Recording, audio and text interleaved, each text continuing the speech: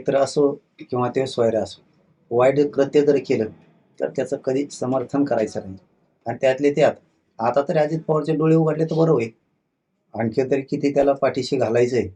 जर इथं गोरगरिबांच्या लेकराचे ते मुर्दे पाडत असला, अशा माणसाला अजित पवारांनी फडणवीसनी किती दिवस पाठीशी घालायचे हेही लक्षात आलं पाहिजे.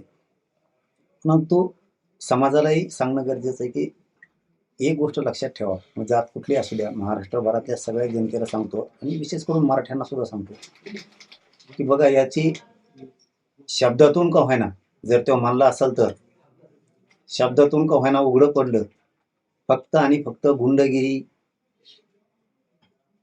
भ्रष्टाचार करणं, लोकांच्या जमिनी हडपणं, कुणाचे प्लॉट हडपणं किंवा दारू पिऊन पोरांना त्रास द्यायला लावणं, त्याच्या समाजातले काही लोक हे गुन्हेगारीकडे वळून त्याच्यातून फक्त आणि फक्त पैसा कमवायचा, कोणालाही ब्लॅकमेल करायचं.